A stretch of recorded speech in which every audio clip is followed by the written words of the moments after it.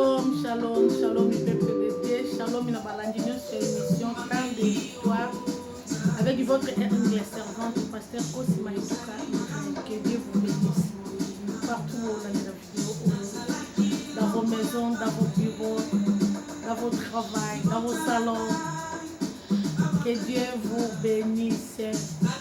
Zoyo Kamukie, chanson ya Nakumba Melio ya pasteur Cosima Ituka Irene. Tozongi na émission na biso le temps de victoire. Et l'autre dans la thème na biso oyo ezoyebisa biso lobi les chemins. Alléluia. C'est bien aimé. Les chemins. Les chemins. Nzela. Alléluia. Nzambo a changé bomo inanga a changé bino. Yo on a no changement tika kolo alola a changé yo. Achanjaki Sarah ya koma ki Sarah po Isaac ya achanjaki Abraham ya koma ki Abraham po Isaac ya mwana lelaka. Que Dieu vous bénisse le banzambe salela ngai pe po bayebi yo te ba yeba yo. Alléluia. Nous sommes retournés dans notre mission les temps de victoire. Notre mission temps de victoire bien aimé. Tozo tanga na mukanda tozo na chemin thème na biso. Jean chapitre 10 verset 9. Je suis la porte. Si quelqu'un entre par moi, il sera sauvé. Il sera sauvé. Il entrera par moi, il sera sauvé. Entrera et il sortira et il trouvera des pâturages. Alléluia. Je suis le chemin. Awa ya Yesu nda zoloba alobi azanzela aza solo pe bomoy muto nyonso ko décider ko kota ko lekala nzela na ye parier aoza bomoy et puis aokota pe akobima nda kwa tata. Alléluia. Alobi je suis le chemin. Alobi si quelqu'un soki mutu moko je suis la porte si quelqu'un entre par moi. Alors bi azanzela. Bene meye so azanzela o ekomema biso tout droit et pas papa. Azanzela o ekomema biso tout droit na bomo ya seko. Azanzela o ekomema biso tout droit na bokonzi ya lola. Azanzela o ekomema biso na enfer te me ekomema biso tout droit bien aimé. Lobi azanzela aza solo aza pe bomo. Bien aimé, yozo ki luka lisungi wapi. Yozo ki luka lisungi wapi bien aimé. Yozo luka lisungi na batu. O bazana pema na bomo lokola yonanga. Yozo luka lisungi na batu. O babota mwana nzela mwasi lokola yonanga. Na lisanga ko sangana ya mwasi na mobali. Yozo luka lisungi wapi bien aimé. Na mutu oyo yo mi benja za mutu lelo ko eko peso lobi apaluki bile meluka lisunge pa Yesu alobi sur le chemin la vérité la vie. Si quelqu'un abi soki mutu moko aleki panga donc ngande na zanzelo eko memaye na bokonza papa lola na zanzela o eko komisa ye obando koto obando bima bile me très bien. Si quelqu'un entre par moi, il sera sauvé. Il entrera et il sortira, et il trouvera des pâturages. So mutu aleki nzela na nzamba kokota kobime pia kozwa kimia na ye. Okozwa kimia o mokili ekopeso te. Bile mokili na kimia epia biso te. Prévenez ba prometa biso mambo ebele ba kokisa te. Ba prometa biso bisengo ba kokisa ko ba kokisa biso bisengo te. Mobali moko prometa o libala mais comme na tour à mariage à décevoir yo abali mutu mususu abali ta copine. Moi si moko wewe ba ki bokobana bo vivre très bien bo préparer très bien ni ce qui préparer. Mais lobi ake abali mobali mususu tant mususu ton copain. Parce que aza mutu Ochela kanani eliki, ochela kanani motema, olala wapi, osimba wapi, okangama wapi, bien-aimé. Jésus-Christ a lobby, si quelqu'un entre par moi, ce qui moutou moko akoti na nzela nanga, akokota pa akobima. Po nzela wane komemo pembe na papa. Nzela wane komemo na lobiko na yo. Muto nyonso atelaka lika munzambe motema ayokisa makasoni te. Azalaka sauvé. Ezo dépendre na yo lolenge nino zulaka nzambe. Na ba problème na yo confiake pas nani. Ok na ko confier pas dade, pas pasteur et pas apôtre. Eza na ba mingi bakoma déçu. Aka beteli pasteur vina ye. Alabi papa na ye ko sala kir dame. Tango asili si pasteur ako betela mwasi na yena ndako. Mwasi azu abeteli copine na ye. Copine azu abeteli copine na ye. Copine abeteli copine na ye. Copine ekei. Mais soki oyebisaki nzambe alola. Alinga garder secret lukeli yo solution. Ba vie ya bato bele beba. Likola mutu o confia. Lobi je suis. Je suis la porte. Porte a bon moina yo zaka Yesu. Porte a lobi kono zaka Yesu. Porte a kimia na yo zaka Yesu, bien aimé. Porte oyo komema yo na lo zaka Yesu. Banda ko cheka Yesu na première position Yesu, deuxième position Yesu, troisième position Yesu. Vina yo mobima loba Yesu na Yesu. Parce que ce que Yesu azakati no azokota likambu na yo azosala makambu na yo. Bien aimé, déception pas na ye existe kate. Mon déception pas na ye tanga makate. Parce que pas na ye soki alaki elo kwate umeli nenga kuki alobaki. Suka suke kokokisama. Parce que ça moi na mutu te po kosa. Azan nzamba bi je suis la porte. Aza porte bien aimé. Porte comme mon alola. Porte comme mon pembe na papa. Porte à bénédiction na yo. Porte ya réponse. Porte ya fantiment na yo yo stérile aux Olandanga. Porte ya moussa ya travail na yo yo chômeur aux Olandanga. Porte ya bénédiction na yo yo moutoza na malédiction aux Olandanga. Porte ya ko détacher balie na yo yo moutoza na balie kanga yo aux Olandanga. Aza porte. Aza n'importe qui te. Aza porte comme mon alola. Aza porte comme mon bisika malamu. Aza porte comme ça le pasteur rien au salate. Aza porte comme ça le mobali to moi ça au salate. Aza porte comme ça le maman to papa au salate. Aza porte comme ça le bolamu o mutu moko ta ko sala la yo. Bien me ba la kabiso ba kokisa te. Ba la kabiso. Je voulais pas encore te donner parce que j'ai rien pour le moment. J'ai beaucoup d'affaires. J'ai beaucoup de projets. Il faut réaliser premièrement mes projets. Après, je vais t'occuper de toi. Nous sommes français. Alléluia, bien-aimé. Parce qu'à Moutou, quand Moutou m'a prometté que Pierre Kokisakeza Yesu Masia. So kalakio li balate umeli. Obali sotana ki mobange. Obali pino le quoi moi na 18 ans d'abali. Oboti sotana ménopause 2 fois. Ndenga kene ko bota Sarah. Tango mokile bandolo babi o Cecily. Ya lobi tenga na yawa na bandi apesi obana.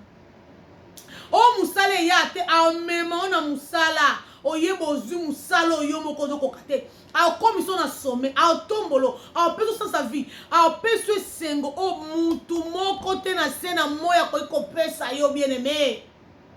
Aza n'importe qui t'a le je suis la porte. Porte comme ma biso na lola. Porte ko fungola ba problème na biso. Porte o soki yo komi o beti kaka tango yo beta kaka fu. Ara yo beta yo fungola kaka lo ba je suis là papa. Je voulais marcher avec toi. Je voulais Jésus dans ma vie. Je voulais être libre dans ma malédiction famille. Je voulais être libre dans ma déclaration de famille. Mais azawana pona kosa elo bolamu. Azamwana mutu te po kosa na kosa te. Ce que kosa nga irenta bando koso ndenge ni parce que dans nzambe. Mais fungolela e ka porte. Ce qu'on fait les portes, il y a même les obomoi. Tant que tu as le 10e verset, Nino ya zoloba, parce qu'il y a les chemins. Alors, les voleurs ne viennent que pour dérober, égorger et détruire. Moi, je suis venu afin que les brebis aillent la vie et qu'elles soient dans l'abondance. Alléluia. Abimo yibi ayaka pona ko yiba, ko égorger, ko boma. Menga na yaki pona ba brebis bazwa bomoy. Yo moko mitalo za brebis to za loup. Parce qu'il n'a pas parlé sur les loups. Alobeli ba louté. Alobeli ba ngoulouté. Alobeli ba batabate. Alobeli ba brebis. Eh ba pate. Alobi mu yibi ayaka pona ko yiba. Ayaka pona ko boma. Ayaka pona ko détruire. Eh diable, c'est ça les diables. Eh ba sorcière famille. Ba yaka po ba kanga yo. Ba yaka po ba détruire yo. Ba yaka po ba zo matrice na yo. Ba zo ba trompe. Eh iterisi ba mema. Po yo za obotate. Ba yaka po ba zo libala ba koti o masque de vieillesse. Po mariage comme l'autre. Mo bali ya mona yo te. Ba ye ba tikeli yo chômage, ba zu musala ba kenango. Eh ba ye ba tikeli yo maladie. Ba zu bonne santé ba kenango. Maintenant, même yo muto alobi, je suis la vie, la vérité. Muyiba pour la koyiba ko menga na yé pour ba brebis ba zo bomo et puis ba vivre en abondance. Ce qu'on a bomo il faut pamba moi na nzambo pamba mata lobi te ngana zo zela ka ndenge minzamba ba pesa bilaka non zo bilaka te bien aimé. So zambi la ka faut changer mais kota na vie na yo. Mutu azambi la kafa pambwa ma. Ndeni nga zo sambe na oluka nzambe butu na moi na opambwa mate. C'est que ça les loko moko zo marché te. Il faut mitala bien ni les zo marché te. Et le kwa ne faut marcher. Parce que nga na yamba Yesu lo kwa mo construire mo bikis. Na za na kata bilaka na ya pesi nga ba promesse. Alobi na nga lobi ya za porte. So na beti katang ya ofungola. Porte wana nzelo ko memanga na lola.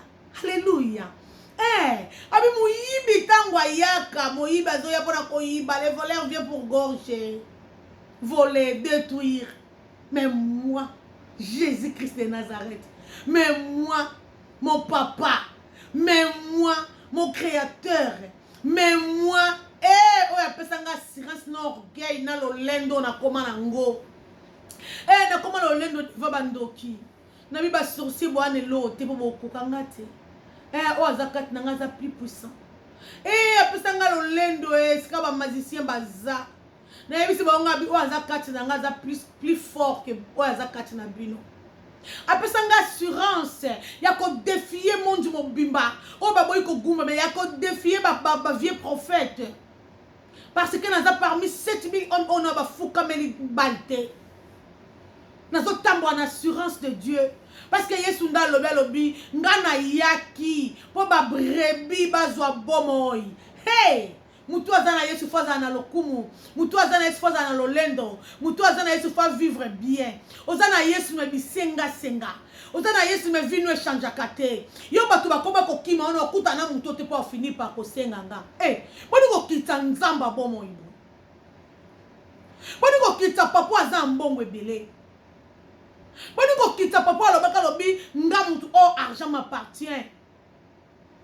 C'est que nan vend dans ma comité. Na disalobi moyiba yaka les voleurs ne viennent que pour dérober, égorger et détruire. Moi je suis venu afin que les brebis aillent la vie et qu'elles soient dans l'abondance.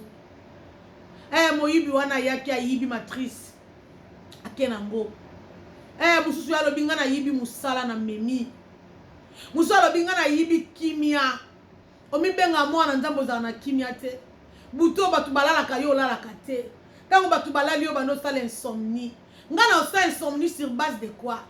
Parce que ngana lala lokola bébé. Lokola miradio maman irena papa le baza pene pona ko protéger ngungia swate. Lokola kereli tango lala ki lokola bébé. Lokola wine tango lala ki lokola bébé. Maman bangwa za kiona maman irena za kipona ko popolaka bangungi baswa ete. Lokola alegria. Oui. Lokola makavila. Mama bangwa linga te ngungi aswa ye. Pongyo nga irene na lala kabanda na yebi nzambe. Pongyo nga irene na lala kabanda na yeba Yesu. parce que naza sous protection na ye ba ange na ye bazo camper tout bazo protéger nga oyo ezo yinda kuna etalinga te e ya mabe etalinga te moto epelanga na ezo yeba te ndeni ekokufela ye aza bombero wa solo ye nde aza pompier ya solo ntango ayaka tie moto mai moto ekufi kuna yindi bitumba ndenge bitumba ekosila nga na yebi te naza mpe na ntina nayeba te nayebi ke victoire eza na kana nga parce que nazobunda te mpo nazwa elonga nazorappele satan le diable ça fait 2021 sur la croix oyo alonga ye aza mokeli na nga oyo apesa nga assurance oyo alobaki aye po apesa nga bomoi asukisi bomoi te na abondance me yo oza mwana nzambe ndenge nini lipamboli elandaka yo te bisengasenga okoma okitisa na valeur na yo je suis le serviteur de Dieu serviteur moko mendiant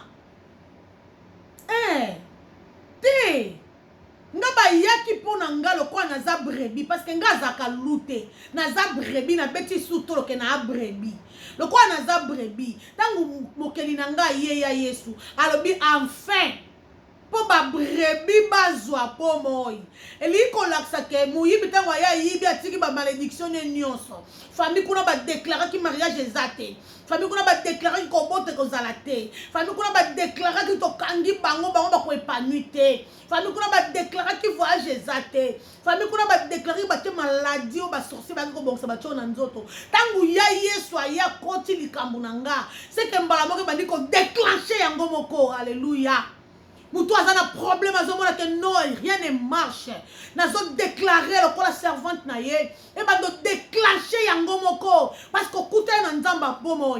Yesu akota na vie moutou te potika le même. So Yesu akoti na vie non faut changer, faut venir changer. Faut le komo kama la mo salama. Faut le kambo moko bien bima. Akota kateka koti a vandika katika lolenge non. So ki akoti faut le komo ko changer.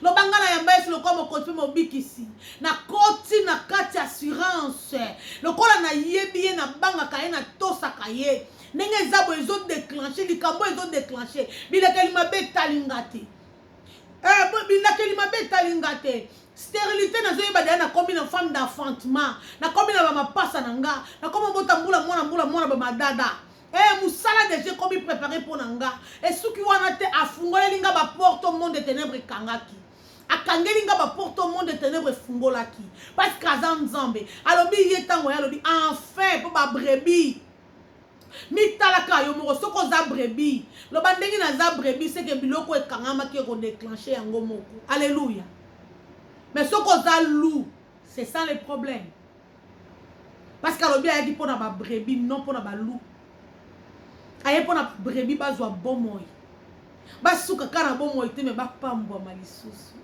nzambo yo esengo yeba nzambo ya makama minene esengo yeba nzamba lola esengo yeba nzambo apesa ka assurance esengo yeba nzambo a changer bomoi nanga esengo yeba nzambo alinganga vana linga ye esengo yeba nzambo akomisanga esengo na ye parce que azan nzambe alobi na ye tango moyiba ya yibi asali biso ngaka sala alobi mais moi je suis venu enfin mais tanga ka bible malamu ko tanga ngolo kwa journal te tanga ka ngolo livre de livre tanga ka ngolo ba Saint Esprit fungola nga sagesse connaissance na bando comprendre ainsi dit l'Éternel na bando comprendre maloba no elobi nini Yesu alobi aye pona ba brebis ayaki pona ba brebis ayaki pona ba lute aye pona ba brebis bazwa bomoi donc soko za lou c'est que faut comme na brebis pour kota na kati ya elaka oyo ozwa bomoi na abondance faut opambwama bando lamba esi comme continue c'est selon yo moko ndongo yebisa to ndimi ngana yebi nzambo komo tanga na 10 ans 15 ans 20 to ndimi mais loko ni ne changer na bomoi na yo to vivre na sa mabele libale ezaela awa kobota bana awa kobonga kolia malamu vima na awa na lole loko eza réservé muto ayebi azate bien aimé ni yo ninga muto ayebi azate parce que zana muto sekendaki azonga ya kopesa biso ndenge nini eleka kuna siko yo okomiote biso ba oto yamba Yesu okoma kolembisa na batu ko sambela tamba otala vino mo pokanya mabi kama ndia oyo yebo ku bisenga senga kwa yeko te yanga komo finisa na nzamba lola change. Beta porte yesu afungola. Tango ya okota na bomo ino nyonso échanger. Aza mwana mutu te. Il n'est pas n'importe qui. Yende mokeli. Yende sengo ba oba seka isute. Asekisa ngai reine. Tango mokili epesa nga bakombo. Akomisa nga mama. Yesu oyo. Akomisa nga femme mariée. Moi si abato papa Alain Kidumu. Apesi nga mobali ya kimia. Apesi nga mobali oyo bato so babite fale nga na zana esika wana. Apesa nga mobali oyo apesa anga ka esengo. Ye ka mta kosa mamba bongo. Kotisa ye. Beta porte. Loba papa yaka. Fungolela e porte. Loba papa kota.